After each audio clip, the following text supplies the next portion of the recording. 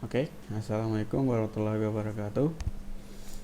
Kembali lagi di part kedua untuk materi hari ini. Jadi untuk part kedua ini ada 5 kasus yang akan saya bahas. Langsung saja, kasus yang pertama, konten HTML tidak berubah. Jadi kita klik menu barang. Nah, ini tidak ada data barangnya. Nah, kita cek di inspect elemen konsol, tidak ada error ya. Jadi kita klik menu barang, yang muncul cuma halaman list data barang saja. Nah, di network itu tidak ada tanda merah atau error ya, tidak ada alert internal server error atau not found. Nah, kita harus cek barangnya oke. Ya, kita memanggil barang oke, sehingga tampil list data barang, tambah data barang, dan lain-lain. Nah, terus di list barang juga data dari backendnya oke, tidak ada masalah, konten dan lain-lainnya ada. Nah, kalau seperti itu kita harus cek di halaman form barangnya, list barangnya.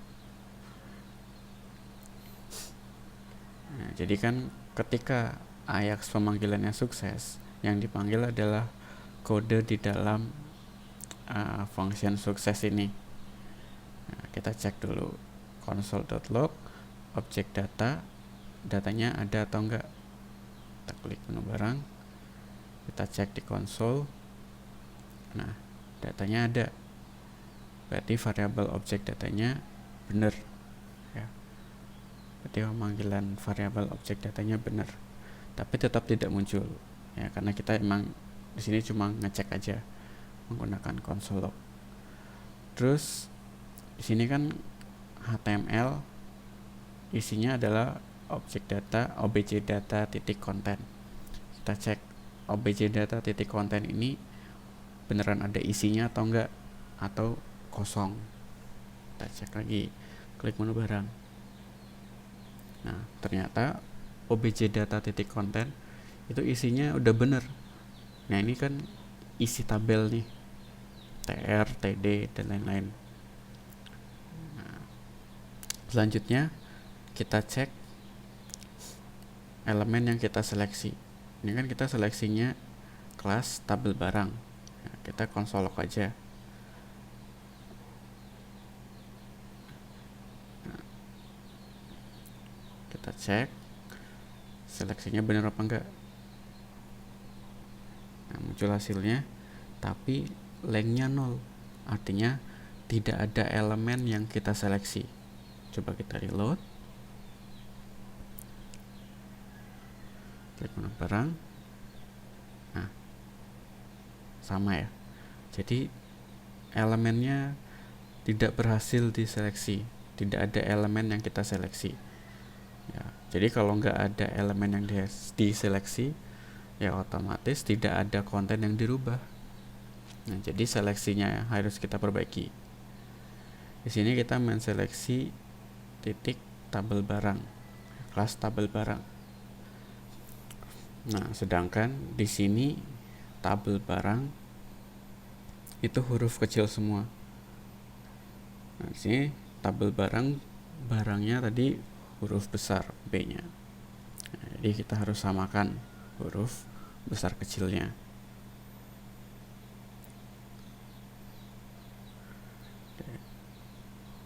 Kita cek console lognya. Kalau sukses harusnya lengthnya itu 0, harusnya lengthnya 1. Nah, ternyata di sini lengthnya masih 0, artinya seleksinya masih gagal. Nah, dicek lagi, kita kan pakai titik.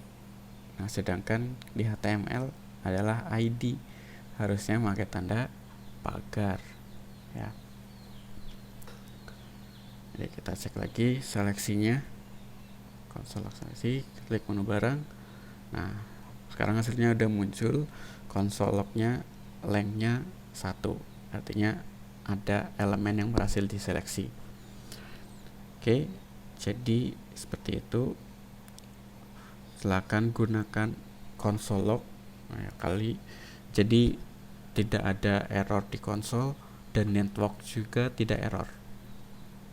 Dan satu-satunya cara debuggingnya ya wajib menggunakan console log. Jadi dicek satu-satu variabelnya, objeknya, seleksinya itu benar atau enggak, sesuai harapan yang kita inginkan atau tidak. Kalau tidak, nah itu harus diperbaiki, entah seleksinya, nama variabelnya, dan lain-lain. Seperti itu. Oke, kasus selanjutnya, kasus konten HPL tidak berubah. Kita klik menu barang. Nah, tabelnya tidak ada. Artinya pemanggilan list tabelnya gagal. Nah, kita cek konsol, ternyata error unexpected end of JSON input. Kita bisa klik, nah, ternyata tidak menunjukkan hasil yang signifikan ya, tidak langsung ke errornya. Kita cek di network. Nah, kita cek barangnya, responsnya oke, tapi list barang tidak ada responnya, padahal status code-nya oke, 200 tidak internal server error atau not found, tapi outputnya kosong. Berarti kita harus cek di backend inventory-nya.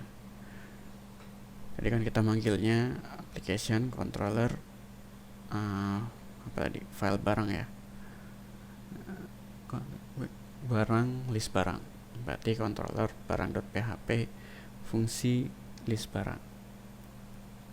Nah, ternyata yang membuat tidak ada outputnya adalah kita tidak memanggil JSON encode-nya. Jadi tidak ada echo ya. Jadi kita tambahkan echo, kita coba lagi. Nah, sekarang sudah ada ya. Ketika dicek di preview udah ada outputnya, jadi tidak kosong. Seperti itu ya. Jadi kalau kosong, kemungkinan besar itu JSON encode-nya belum di echo ya. Oke, kasus selanjutnya masih HTML yang tidak berubah. Jadi ketika kita klik menu barang, ternyata tidak ada ya. Kita cek di konsolnya, ternyata ada error unexpected token tanda kurang dari bla bla bla. Kalau kita klik tidak langsung menuju ke errornya. Kita cek di network. Nah, ternyata output dari barang itu langsung source code HTML-nya, bukan JSON. Yang kita inginkan adalah data JSON.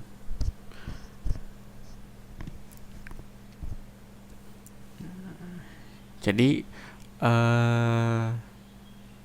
yang pasti kesalahan ini pasti dari kesalahan pemanggilan load view. Jadi kita buka controllernya. Jadi ini kita perbaiki controller di client inventory. Jadi parameter ketiga di load view itu harus true, bukan false ya. Jadi harus true.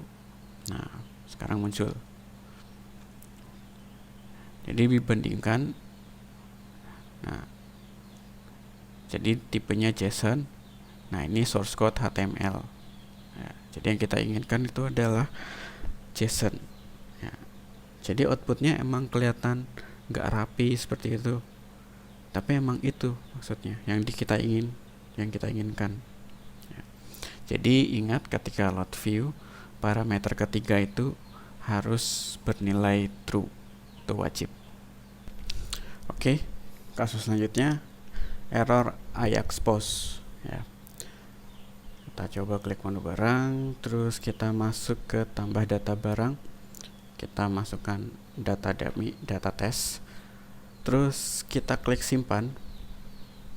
Nah, ternyata halamannya nge-reload.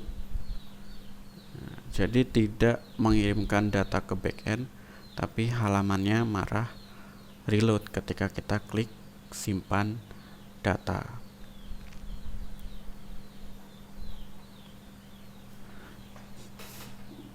Jadi kesalahannya kita harus cek dulu di views form barang ya.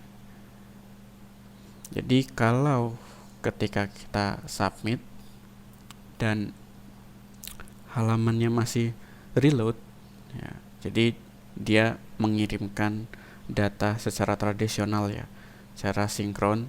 Jadi dia nge-reload pasti kodenya kurang prevent default ya. Jadi kalau kita tidak ingin reload ketika kita submit formnya, wajib ada prevent default.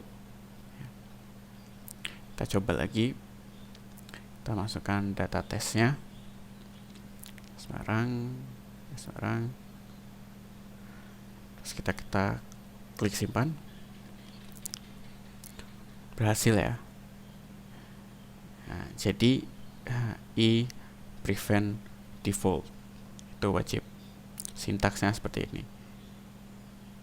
Jadi ketika event submit itu wajib ada prevent default. Oke, kasus terakhir ya, error Ajax post lagi. Jadi kita masuk ke menu barang, terus kita tambah data barang.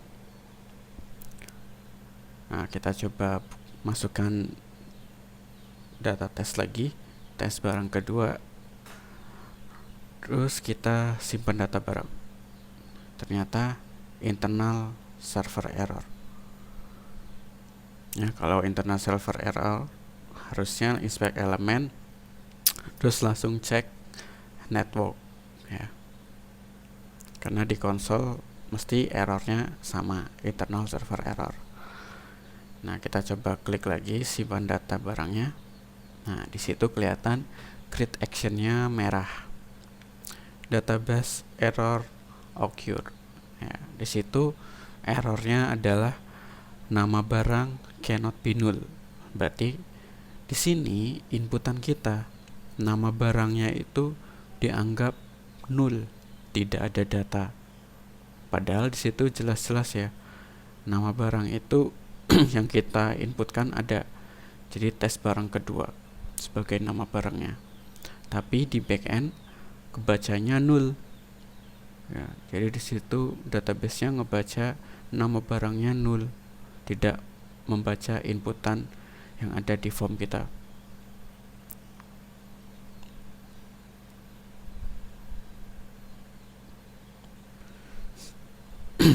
Jadi kita cek di controller barang.php di backend ya, fungsi create action.